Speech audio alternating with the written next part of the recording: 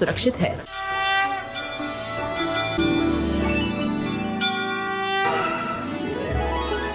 राजा उग्रसेन मथुरा के राजा थे।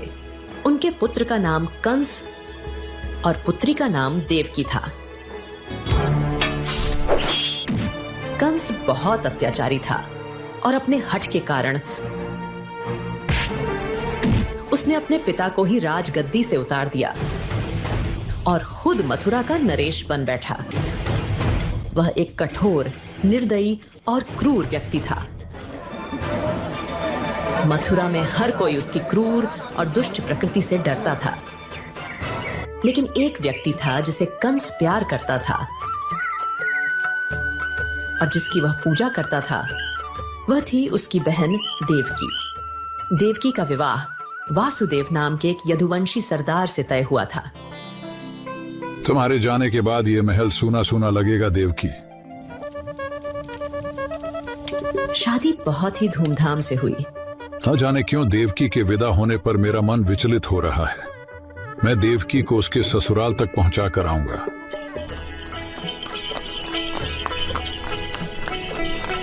विवाह के बाद कंस अपनी प्यारी बहन देवकी और बहनोई वासुदेव को उसके ससुराल पहुंचाने जा रहा था। जब वे रास्ते में थे, तभी अचानक आकाशवाणी हुई। हो क्रूर कंस, तू क्यों इतना खुश है? सावधान, जिस बहन को तू इतना प्यार करता है, उसी के गर्भ से जन्म लेने वाला 8वां पुत्र तेरी मृत्यु का कारण बनेगा। देवकी का पुत्र मेरे मृत्यु का कारण कैसे बन सकता है? यदि ऐसा है तो मैं देवकी का ही वध कर देता हूँ। आकाशवाणी सुनकर कंस अपनी बहन देवकी को मारने के लिए आगे बढ़ा। मैं इसे मार डालूंगा इससे पहले कि वह 8वां पुत्र जन्म ले। कंस, तुम नहीं समझते कि तुम कौन सा पाप करने जा रहे हो? तुम्हारी प्यारी बहन को उसके विवाह के दिन मारना अन्याय है, महापाप है।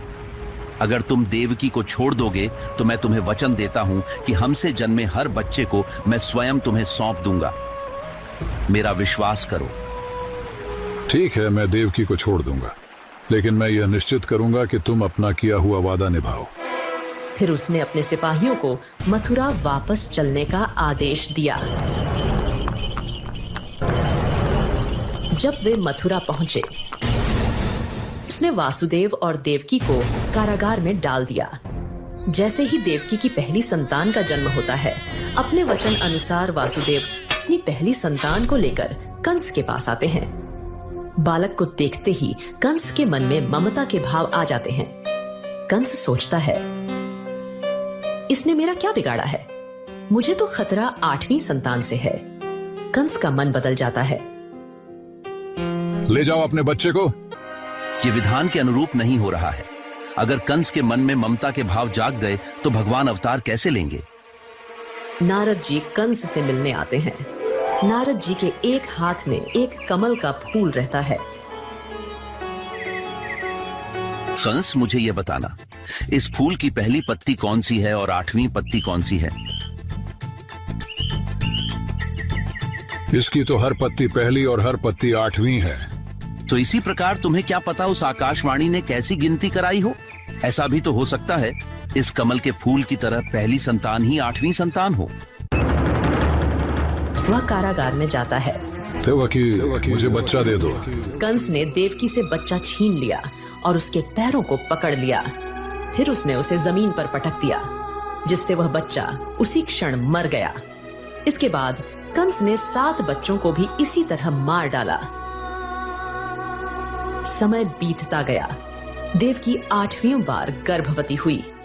क्या मेरी आने वाली संतान भी मारी जाएगी?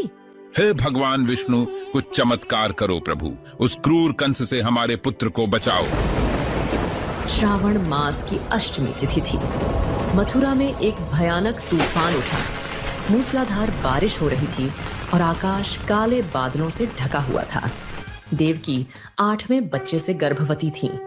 अचानक भगवान विष्णु उनके सामने प्रकट हुए। सुनो वासुदेव, तुम्हारी इच्छा पूर्ण हुई है और मैं तुम्हारे बच्चे के रूप में जन्म लूंगा।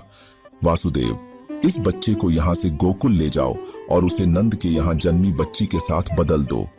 ऐसा कहकर भगवान विष्णु अंतर्ध्यान हो गए। मध्य रात्रि में एक बालक का जन्म देवकी से हुआ। देवकी देखो, जंजीरें खुल गई हैं। यह एक चमत्कार है। देवकी, जल्दी मुझे बच्चा दे दो। मैं इसे हमारे मित्र नंद के घर गोकुल ले जाऊंगा।